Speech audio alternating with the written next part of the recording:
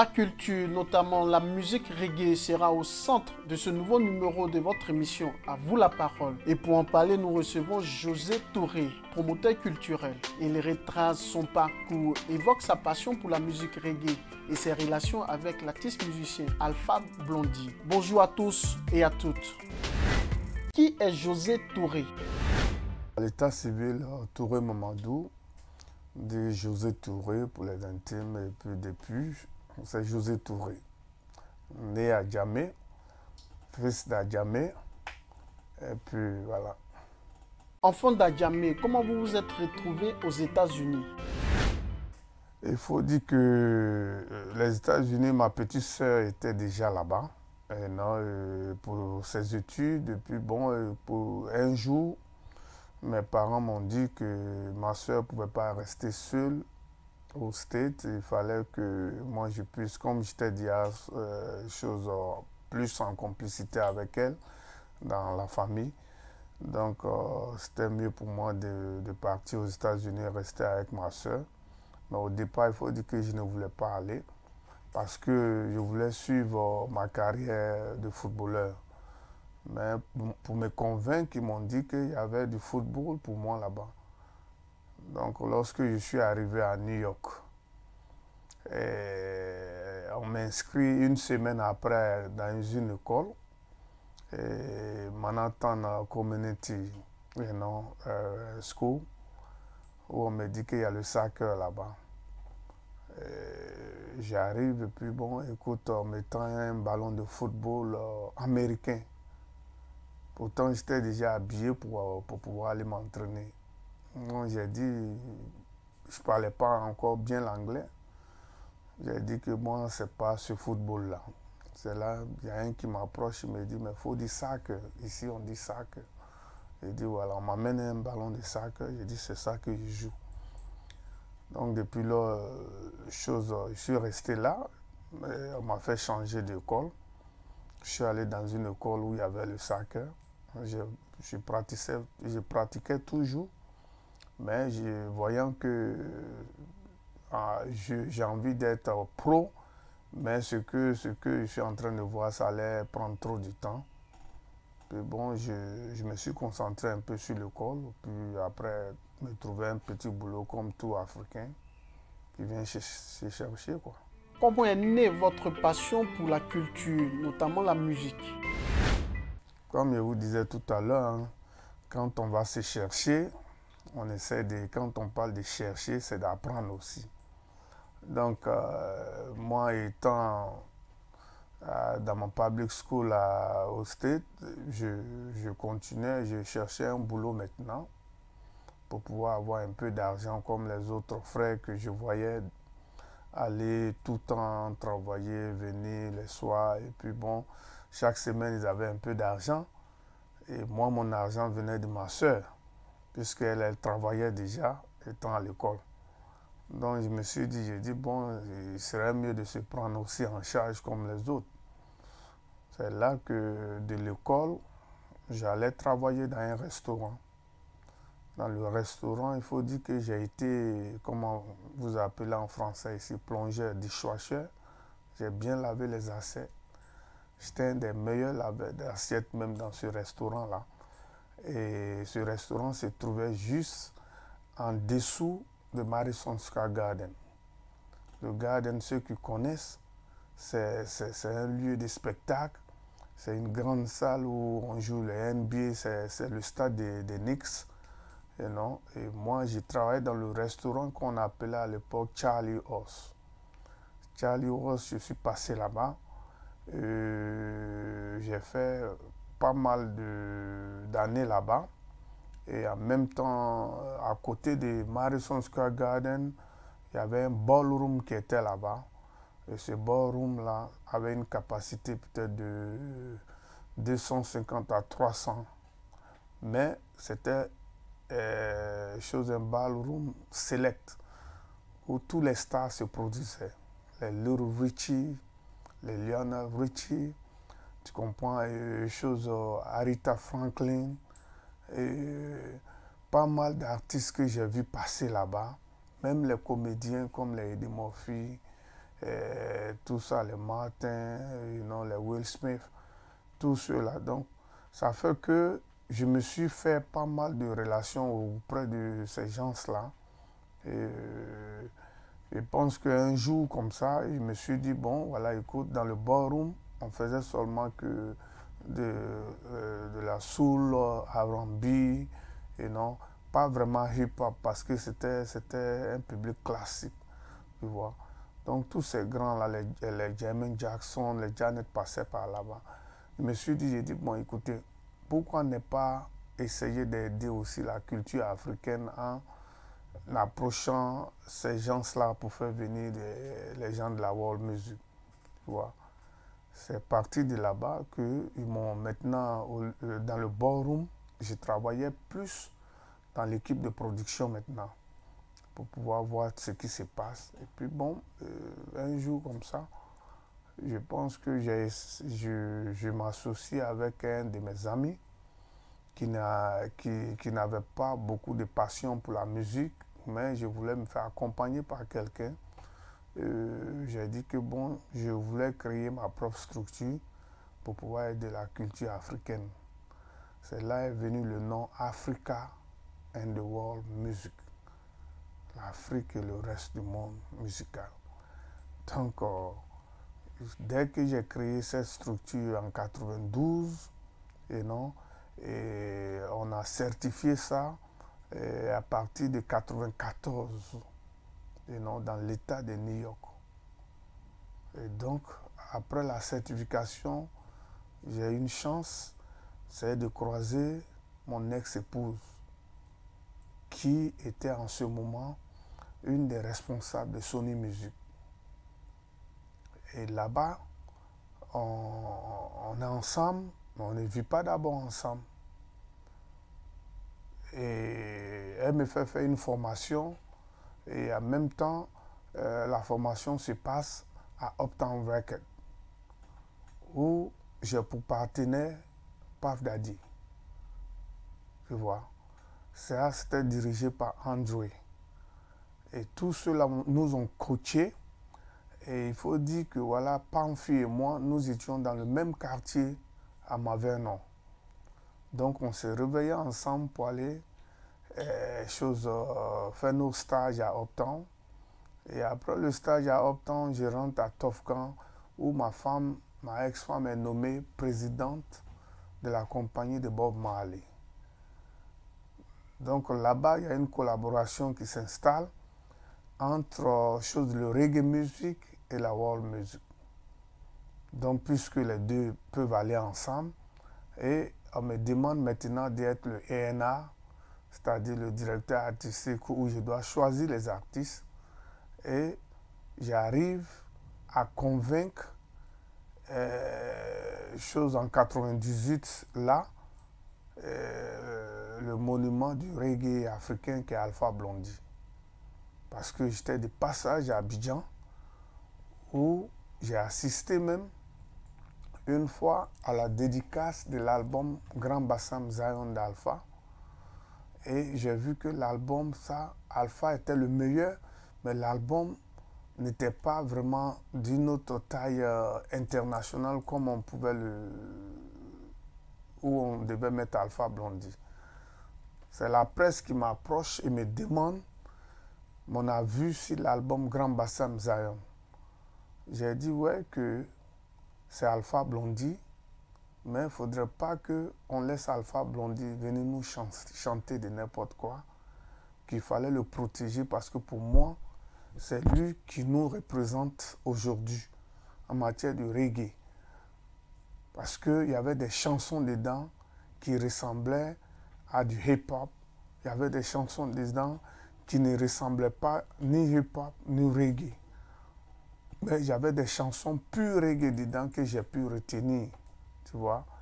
Donc à partir de là-bas, je pense que Alpha Blondy resigne avec comment on appelle,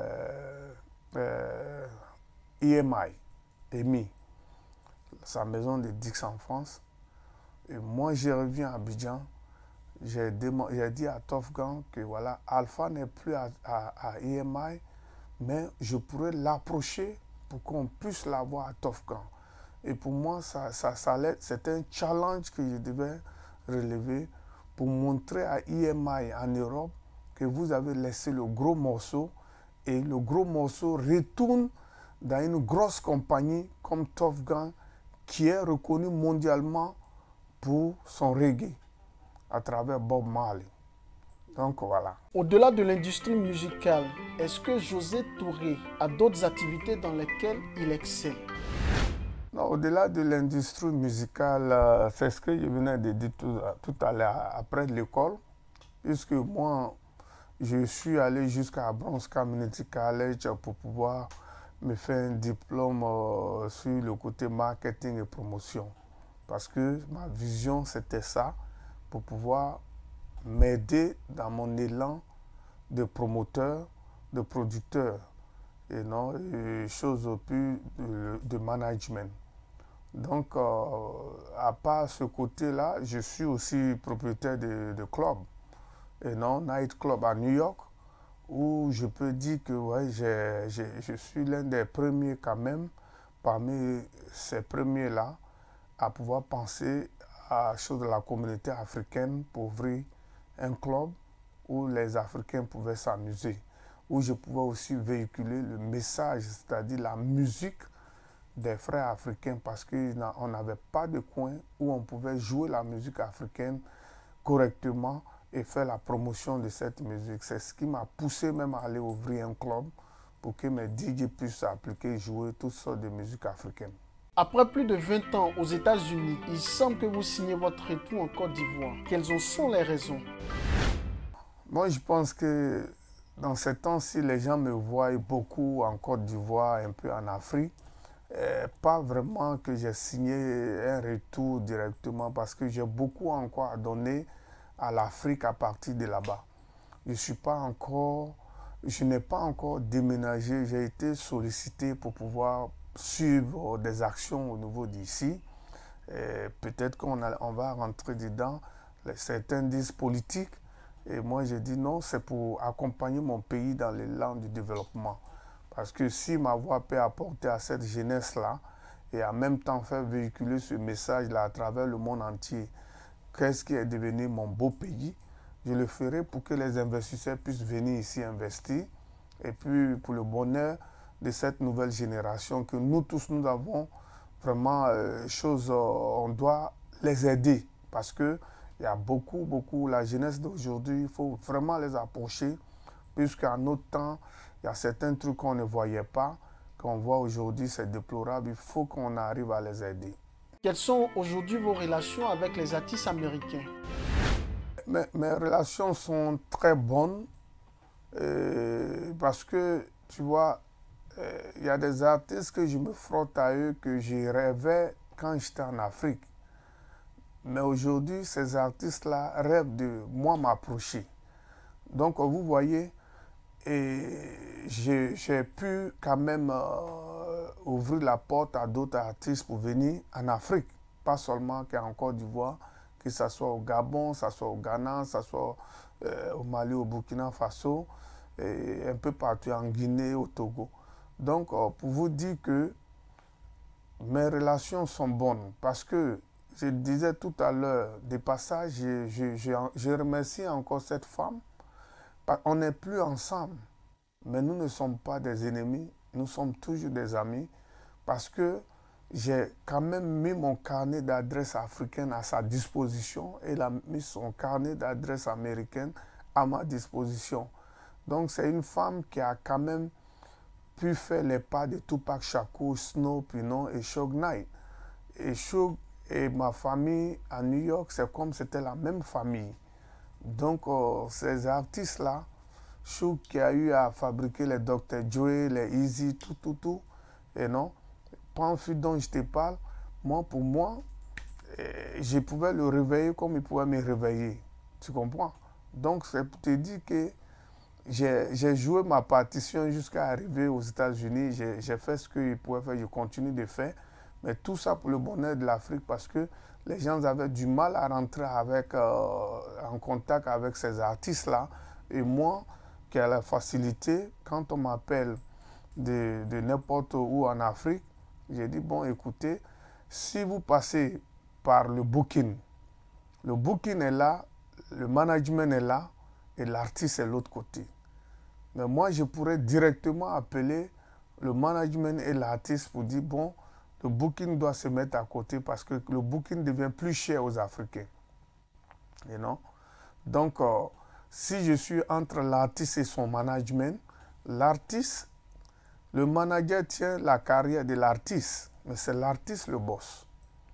Donc, les deux, il faut les mettre en complicité pour pouvoir comprendre que les réalités africaines sont ceci, cela, pour que ces jeunes-là puissent venir en Afrique. Parce que ce n'est pas pour l'argent qu'ils viennent en Afrique, mais venez pour votre fan. Et non, les fans vous attendent ici et vous dites que l'Afrique, c'est un continent pauvre et vous voulez demander des noms cachés comme si vous demandez aux États-Unis ou en Europe. Non. Moi, je dis non. Si ça passe par moi, soit tu le fais, soit tu ne le fais pas. Nous, on avance. Mais j'ai eu à contribuer quand même à ouvrir le chemin à des groupes comme Destiny Child ou Beyoncé. Il y a Beyoncé qui est sortie aujourd'hui, Kelly Rowland.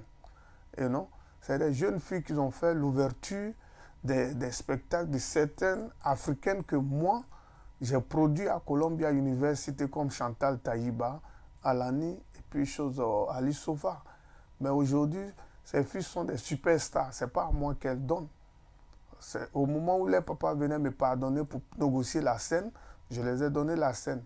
Mais elles sont vachement riches, plus que José Touré aujourd'hui. On fait comment? Tu comprends? Voilà. Qu'en est-il des artistes africains? Oui, au-delà d'Alpha Blondy, même des passages, je vais te dire que l'artiste américain, caribien que j'ai beaucoup donné, c'est Morgan Heritage.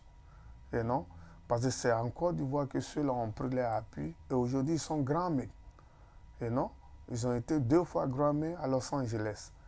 Maintenant, revenir sur les choses, les artistes africains ici, je n'ai pas commencé par Alpha Blondy. Tu vois, j'ai donné plus de chance à Gadji Seli, qui sortait de sa carrière de footballeur à artiste chanteur. J'ai donné la chance à Ahmed Faras, et non, qui a même séjourné aux États-Unis, tu comprends, et qui est un jeune très intelligent, qui est revenu au pays, et même s'il a du mal à redécoller, je pense que ça viendra, et non. J'ai donné une tournée de plus d'une quinzaine de dates à Ismaël Isaac, et non.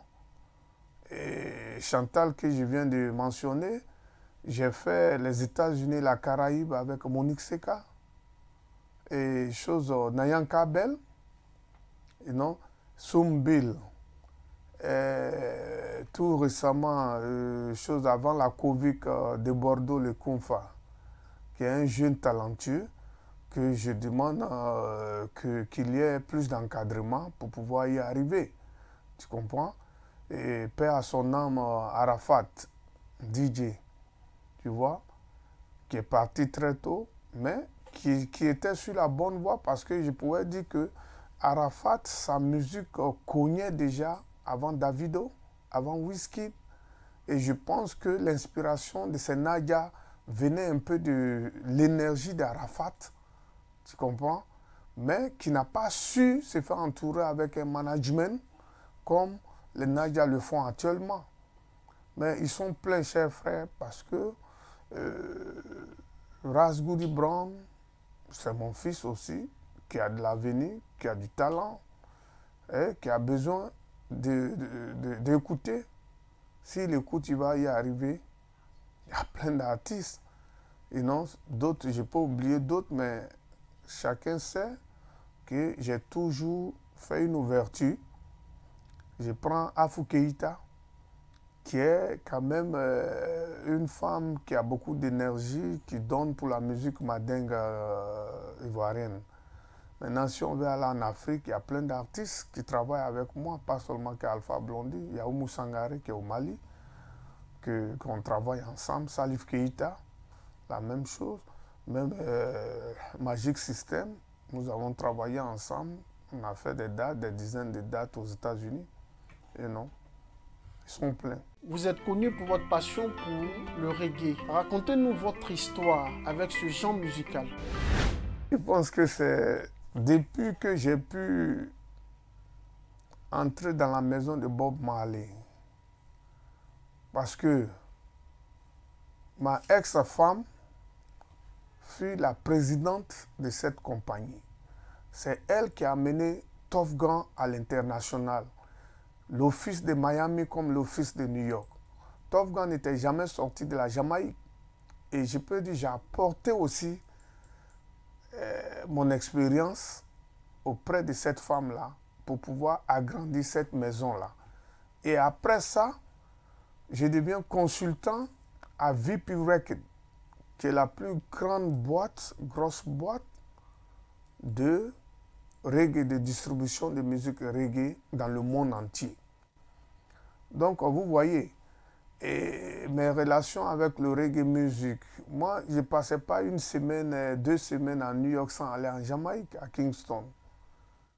On était toujours là-bas, puisque le studio se trouvait à Kingston, Tuff Gong, avant d'aller dans l'autre studio à Miami. Donc, la maison de Bob, je suis allé, j'ai vu où Bob était couché, je me suis dit, Bob a fait tout ça, maintenant, moi je regarde en Afrique, ce que je peux aider, je pourrais aider autour d'Alpha Blondy. Parce qu'il y a des grands reggaeman aussi, j'ai travaillé avec Lucky Dubé, je travaillais avec Majek Faché, paix à son âme, tout cela. Majek de Nigeria, Lucky Dubé de l'Afrique du Sud. J'ai eu à faire le dernier concert de Lucky Dubé avant sa mort, et non, lorsqu'il est venu à New York. Votre amour pour le reggae vous a conduit à organiser un festival dénommé Abi Reggae. Avec un peu de recul, pensez-vous qu'il a permis au reggae ivoirien de mieux se vendre, de mieux s'exporter? Tout d'abord, je tiens à... Cette question, c'est une belle question. Il faut de passage d'abord remercier le ministre Moussa Dosso. C'est vrai, j'ai eu l'idée, mais sans Moussa Dosso, on ne serait pas aussi là. Sans José Touré ou bien Bright Koné, on ne serait pas dans Abi Reggae. Donc, j'avais tout devant moi, mais le financement, je n'avais pas. Donc, le ministre Moussa Dosso a fait beaucoup de va-et-vient entre les États-Unis, la Jamaïque et Abidjan, avec son conseiller spécial qui était Bright Koné, qui fut un de mes collaborateurs aussi au niveau des États-Unis. C'est lui qui a mis la puce à l'oreille du ministre pour dire que voilà, les rêves de José, et en même temps, nous, on est là aujourd'hui, si on peut appuyer, moi je vais venir avec tout à bord. C'est là qu'on a mis la barre très haute pour la première édition d'Abi Reggae, où vous avez vu jusqu'à la ministre de la Culture jamaïcaine, qui est une amie, Madame Babsy Grant, et j'ai fait venir Julie Garvey, le fils de Marcus Garvey, la fille de du président Bongo, Pascaline Bongo, qui fut la dernière copine de Bob Marley avant sa mort, où Bob s'apprêtait à marier une Africaine qui s'appelait Pascaline Bongo. Donc j'ai réfléchi à tout ça, j'ai dit faire ce festival, amener un peu plus haut, puisque la Côte d'Ivoire, considérée comme deuxième pays après la Jamaïque, ce n'était pas Londres, c'est la Côte d'Ivoire. Tout ce que tu vois à Londres, c'est la même chose que tu vois en Jamaïque. C'est les Jamaïcains qui vont à Londres pour s'installer. Mais les Ivoiriens contrôlent le reggae music en Afrique. Donc la Côte d'Ivoire devenait le deuxième pays dans le monde, reconnu par Babsy Grant, la ministre de la Culture jamaïcaine. Donc pour vous dire que Abi Reggae ne doit pas mourir. Mais pour le moment, le ministre qui est signateur de Abi Reggae, donc moi étant le coordinateur, où j'ai accepté, je ne peux pas me lever maintenant tout de suite pour dire que voilà, je relance encore le Abi Reggae. J'ai les moyens, j'ai tout, Mais nous sommes en discussion pour reprendre. Parce que c'est vrai qu'il y a la politique, bah, il y a entertainment business. Ça, c'est différent. Voilà.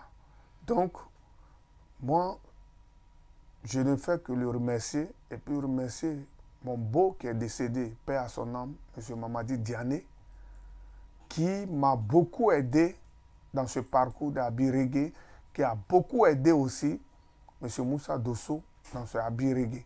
Même si quelque part on ne mentionne pas, il faut mentionner les gens qui ont aidé. Et non, le gouvernement de Côte d'Ivoire aussi nous a aidés, surtout le district d'Abidjan. M. Begri Mambé a beaucoup aidé Abi Reggae. Justement, que devient ce festival? Présentement, Abi Reggae est au point mort. Vous voyez, je souhaiterais avoir une discussion avec le ministre Moussa Dosso avant de bien relancer. Parce que comme ce que j'ai dit, je peux venir avec un festival de reggae sur un autre nom. Mais ça va me prendre encore beaucoup d'énergie. Parce que j'ai mis trop d'énergie dans ce nom Abi Reggae. Et Abi Reggae était en direct en Jamaïque. Abi Reggae est passé sur des chaînes aux États-Unis.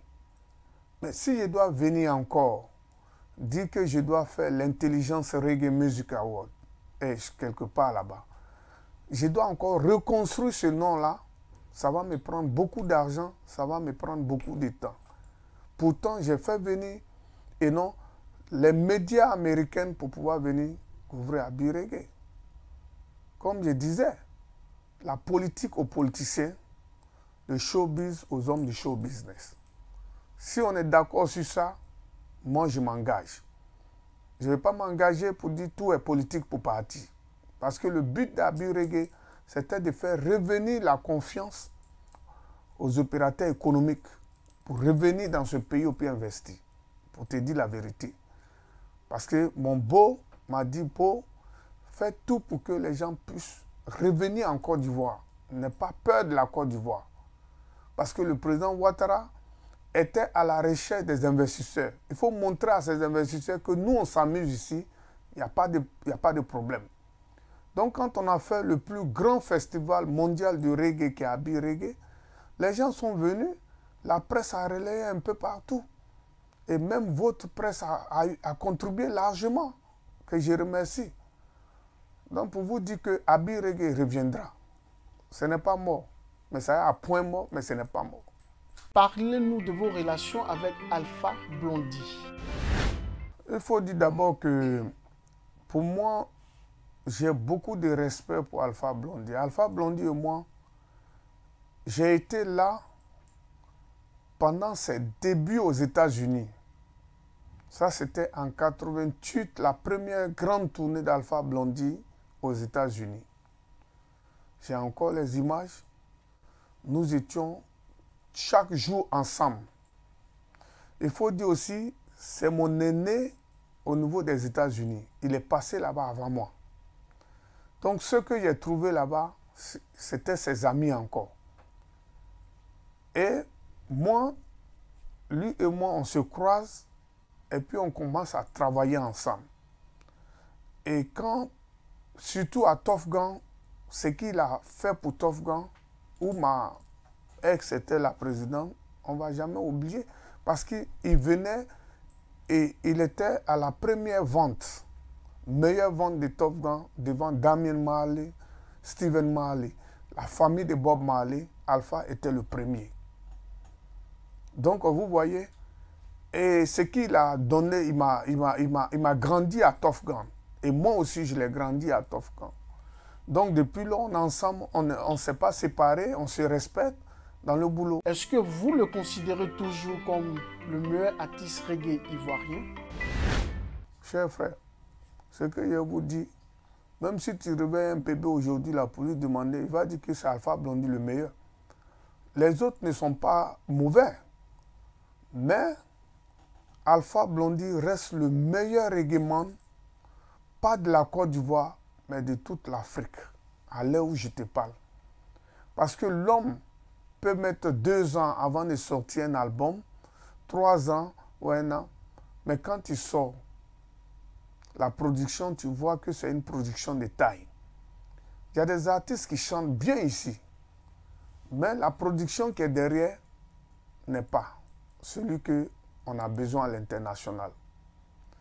Il y a d'autres artistes qui suivent de près Alpha Blondy. Quand tu écoutes les productions, c'est bien, tu vois. Mais en même temps, la construction des tests, Alpha est largement loin. Et non? Donc, c'est pour vous dire que même ces jeunes artistes-là qui font du bon reggae, ils ne vont pas s'asseoir devant une télévision pour dire que c'est le premier. S'ils sont vraiment bien, qu'ils sont corrects pour leur carrière, ils vont dire que c'est Alpha Blondy le meilleur. Comment avez-vous trouvé son dernier album? Oui, j'ai écouté l'album Eternity. C'est un album de 19 titres. J'étais là à la confection. Au studio, déjà, on écoutait.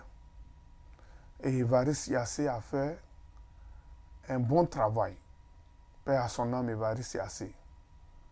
Mais le titre que vous venez, le single que vous venez d'écouter, Pompier Pyromane, ce n'est qu'un début.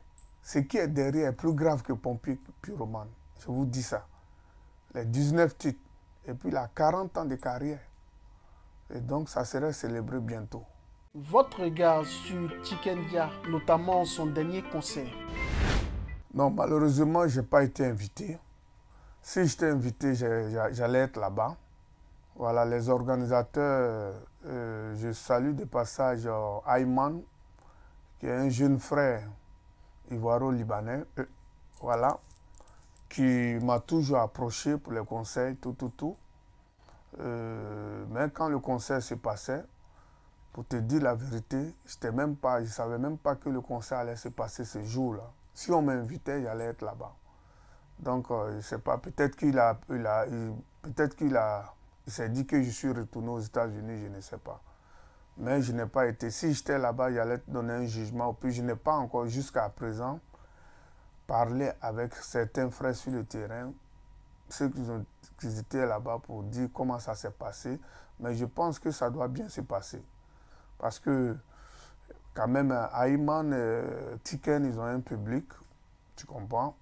Maintenant, ce qui s'est passé sur la scène, je n'étais pas là-bas. Promoteur culturel, vous avez décidé de faire votre entrée dans la politique. Pourquoi? Moi, je ne suis pas un politicien full-time, 100%.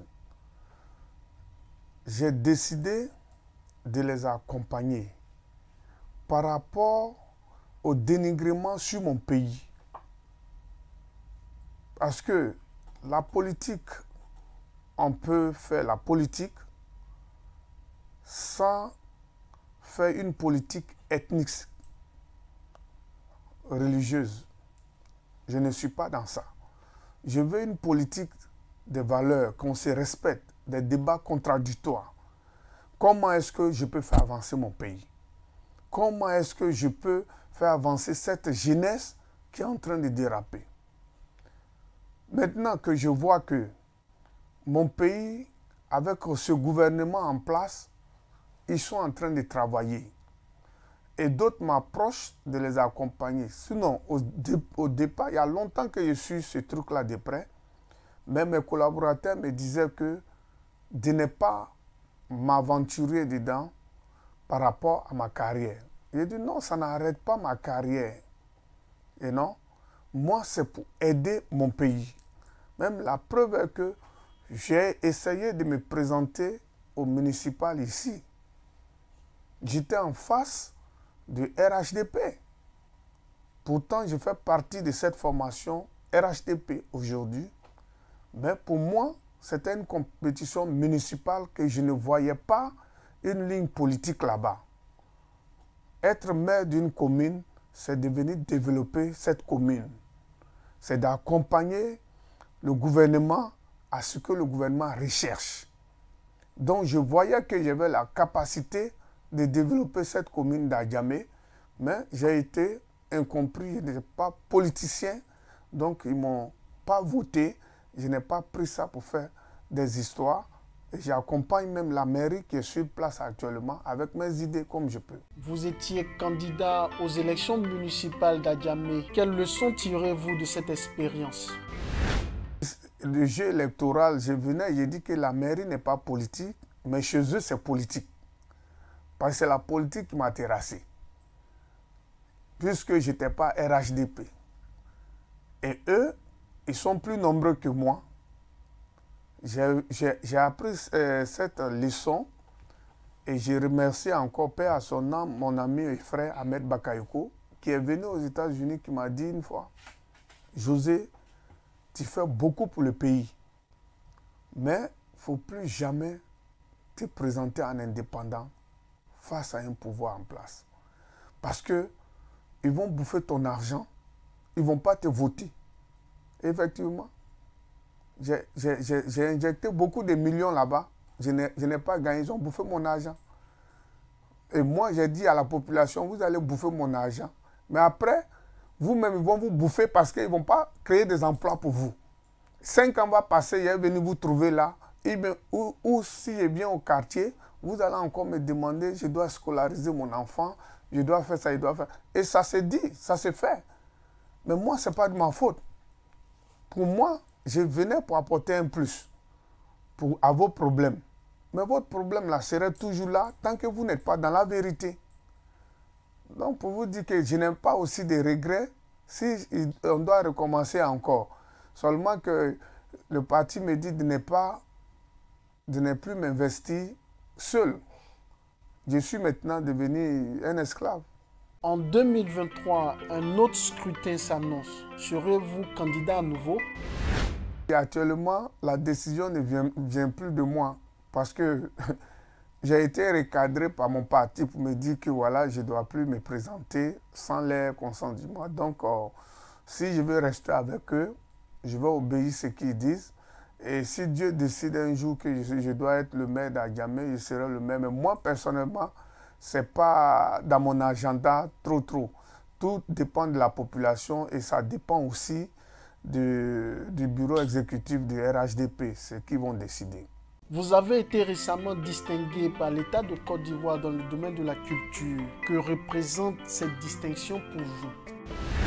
Je remercie déjà le gouvernement. Je remercie Madame la ministre de la Culture parce que cette distinction, pour te dire, cher frère, tout le monde sait, ça devait être là depuis. Parce que j'ai été distingué dans d'autres pays africains, même aux États-Unis. Je n'avais pas encore reçu de distinction à part un certificat de reconnaissance dans les années 98 avec les Afro-Musiques que j'ai pu monter ça de toutes pièces pour Feu Mel Théodore et le gouvernement de Bédié. Donc, ils m'ont donné ce certificat-là de reconnaissance à José Touré. On ne m'avait pas donné de médaille.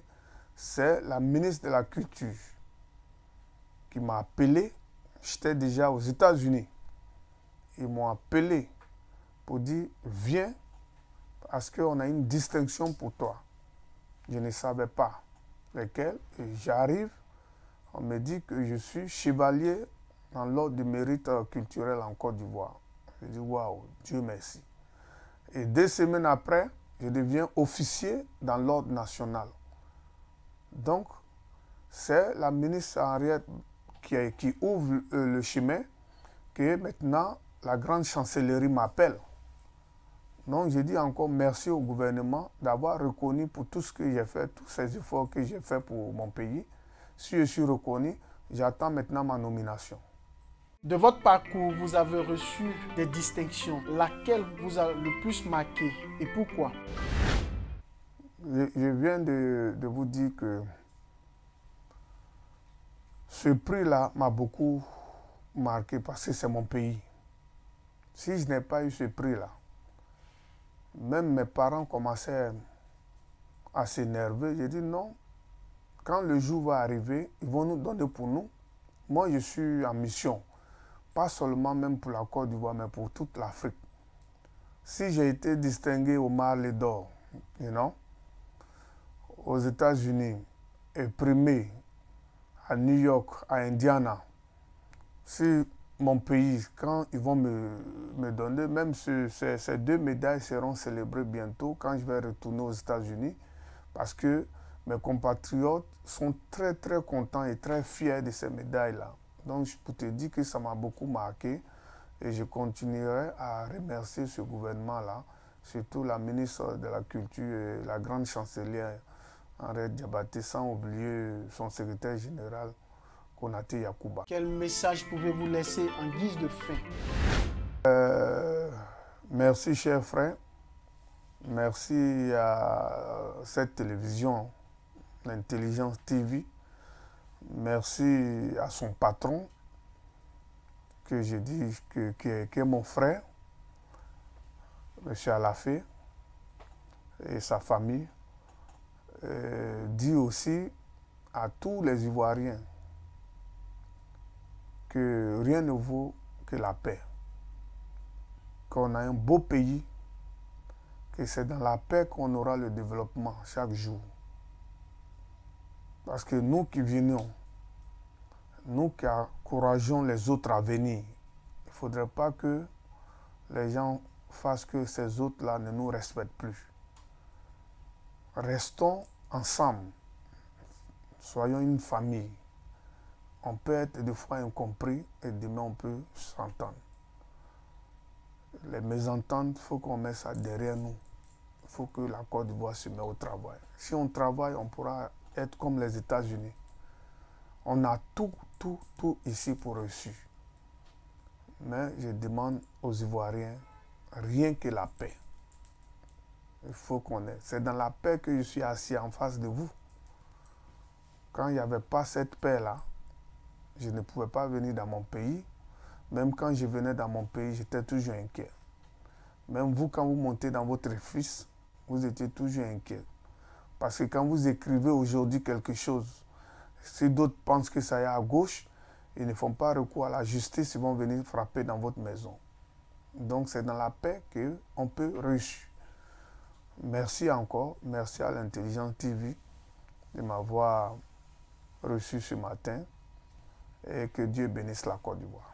C'est ici que prend fin cette émission avec José Touré, promoteur culturel. Merci de nous avoir suivis et à bientôt pour un autre numéro de votre émission. À vous la parole.